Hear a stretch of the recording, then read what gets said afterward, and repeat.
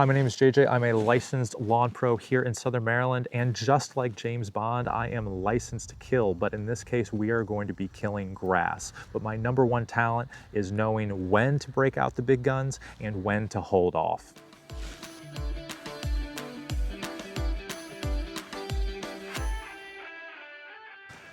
So over here we have one of the more popular weed control products on the market. This is Speed Zone. It is a selective herbicide. That means it is going to kill the weeds in your lawn, but it's not going to kill your turf grass. Over here we have Lesco's Prosecutor. This is a 41% glyphosate solution, and it is a non-selective herbicide. It's going to kill everything. It's going to kill your turf grasses, it's going to kill your weeds, it's going to kill any plant that touches it and absorbs it. It is because of this that I only recommend using glyphosate or a non-selective herbicide in two specific instances to renovate your lawn. The first is if you are looking at a lawn with absolutely zero turf grass. So I think most lawns can easily be recovered with a single weed treatment and then overseeding and fertilizing. The second instance is if you are looking at a lawn that has perennial grasses in it that you can't eliminate with normal weed control products. Things like Poa trivialis, Bermuda grass in a fescue lawn, zoysia grass in a fescue lawn, things of that nature. So you really need to evaluate if glyphosating is going to be worth it. Now keep in mind, Roundup, the company that's pretty much been famous for using kill-all chemicals in their products, if you're going to round up your lawn, they've stopped putting glyphosate in their products, and they're trying to put other chemicals in there. One, because glyphosate's gotten a lot of bad rap recently with its presence in our environment, and I think that is 100% well-founded. But the thing you have to keep in mind, though, is that those products in the new Roundup formulations are going to not allow you to seed for almost 28 days, I think, on the label it says. And the strength of using glyphosate to renovate your yard is that you can spray it and then you can seed on the same day, and it won't interfere with your seed's germination. So as your lawn is dying, you could actually have new grass growing up in its place. Again, as long as you have prepped the soil well, you have mowed low, and you've also given your target enough time to recover from mowing. Let me explain. So many of you do not get good results from spraying weeds because when you mow on Saturday, then you go out to the shed, you mix up some product, and then you go spray. This is absolutely not how you should be treating your weeds. You should be treating your weeds 48 hours removed from mowing. Another way to explain this is that you should spray your weeds at least 48 hours after your last mow and 48 hours before your next mow. Make sure that you use a sprayer that will only be spraying glyphosate from now on. So I normally use this 4-gallon backpack sprayer from Lesco to spray the majority of my herbicides and pesticides professionally. I will never spray glyphosate out of this backpack. It is just not worth it. I don't want there to be any residual product interfering with my clients' lawns. And even if I'm going to be treating a large property, I'm still okay with that 4-gallon backpack sprayer. My other one that you see in the video, if you have a lawn that you're trying to spray, you don't need to go out and purchase a huge backpack sprayer to do this. Just get something that you can carry and use. You might have to fill it up a few more times and it might be a little bit more cumbersome, but I promise it's not worth the risk. And as always, make sure you're using your gloves and your eye protection. Your PPE is crucial. We can add some products to help boost the performance of our spray. Anything that we add to help our spray's effectiveness is called an adjuvant. There are things like pH adjusters, anti-foaming agents, surfactants, you name it. They're all different kinds of adjuvants.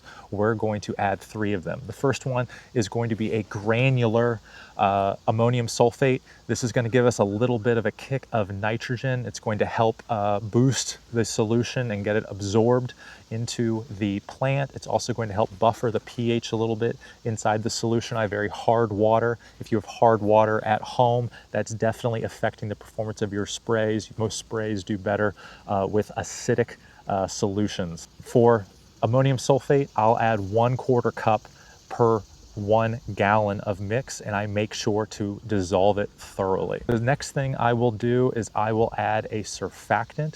This just means that I am getting a solution in there to keep the product from beading up on the plant. If you've ever waxed your car before and then it rains, you get all those beads. Well, we don't want that with our grasses. We want that product to be covering as much surface area as possible. And a lot of you will be doing this in the summer when crabgrass is raging. Crabgrass is a very waxy leaf coating on it, and it prevents a lot of these sprays and moisture from getting into the plant. The surfactant will help make the water wetter, if you will, and it's going to allow it to penetrate better. If I'm going to use a surfactant, I'm either going to read the label and see what it says, or I will use something like a dish soap or a laundry detergent. And I'll probably do that around 1 tablespoon per gallon, up to you, but you don't want it to foam, and you want to add that at the very end. Lastly, marker dye. When you are spraying any type of herbicide, especially glyphosate, you should absolutely be using a marker dye. Not only because you don't want to spray it on things that you don't want to kill, but you want to make sure that you kill everything that you were intended on killing. So you don't want to be spraying your yard and then you come back a week later and everything is dying exactly like you planned, except for one single strip that you missed where you took a break. So you'll see in this video that I am using marker dye here. It keeps me consistent and honest. So it is very easy to keep glyphosate off of the things you don't want to kill, but it's very hard to consistently spray it throughout a 4, 5, 6,000 square foot lawn, you name it. So marker dye, I highly recommend the extra cost of using it. Now, when you're spraying, I recommend using a fan tip. That means that the spray is going to come out in a line like this. You don't want to use a cone or a jet or anything, and you want to mist your target. Just go over it once. Trust me, that is going to be enough to do the job. Now, if you live in a neighborhood where your lawn might butt up against another person's yard, then you should definitely be using some type of protective barrier to keep your product from getting on your neighbors, like a piece of scrap plywood or a cardboard box that's been folded, and you could easily move down and spray it. Go slow. In the video, you'll see that I'm walking backwards. This is because I don't want to get any of the product on my feet. Now, sometimes this is unavoidable, especially in this situation, but there are certain times where I might be spraying glyphosate and then going to treat another yard that is not going to be sprayed. And I don't want to have any type of risk of cross-contamination at all, so I will walk backwards. And what I like to do is start from the farthest part of the property and then work back towards my truck, so that once I'm done, I don't have to re-enter the area again. If you do walk on it, it's not the end of the world. Rinse your shoes off, try to use boots. Again, PPE is king here. Just do the best you can and use common sense. Finally, when you spray this, glyphosate's going to take time to work. There are products on the market like Speed Zone here. Say you're gonna get some type of effect within 48 hours, super fast responses. You'll see death very quickly. We don't want that with glyphosate. We want a slow systemic kill. So these videos we see online of weeds dying in a day, we don't want that here. We want the product to be absorbed and make sure that it gets through all the parts. If you are a fescue lawn homeowner and you're trying to keep Bermuda out of your lawn, you don't want your Bermuda to die in 24 hours. You want to make sure that that product gets into the stolons, gets into the rhizomes, gets into the roots, and everything completely dies. Gives you the best chance of eradicating it from your property. So I highly recommend not evaluating the results until after about 7 to 10 days. You'll see it start to turn brown, and it might be tough to differentiate if you are in the summer and things are already kind of brown and struggling. But you may need to apply again, that's okay. But a great application of glyphosate, in my personal experience, you're not really going to see the true evaluation until about 14 days post-spraying. Now, we don't have to wait that 14 days to do our renovation, but we need to wait at least, like I said, that 48 hours to make sure that the product is absorbed. So what you can do at home is you can spray on a Wednesday. Then on Saturday, then you can go in, scalp your lawn, aerate if you want to, and then you can seed.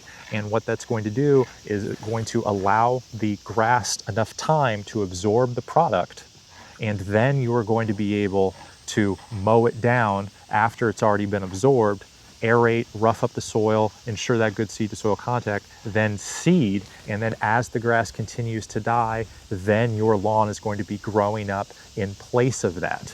And this is especially good for those people who live in like really insane HOAs who are going to lose their mind seeing somebody renovate a yard.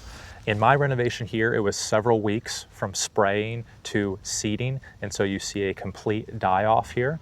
And this is great because it shows how accurately we sprayed, and it also shows that we used enough product to get the results that we wanted.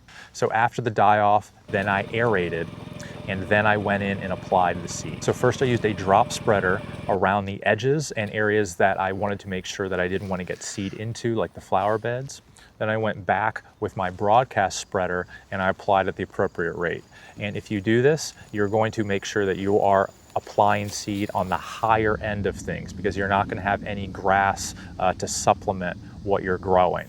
You need to make sure you apply enough seed to get your lawn going again. My favorite tip of all time for homeowners is after I apply the seed, I go back in with a rake, and instead of using the tines, I turn it over. And what this does is it gently kind of gets the seed down into the soil and those aeration holes, and it really does a good job of ensuring seed to soil contact. After doing this, all you need to do is add water. So a few weeks later, I came back to this, and the homeowner did an amazing job. They watered appropriately and they turned the sprinklers off when it was raining. Now, what you're seeing here is a still very thin lawn, and that's perfectly okay, because what this is each seed has just thrown out a single blade or two. It has not yet tillered out. A mature fescue plant, which is what I seeded here, a mature plant gets to about the size of your hand.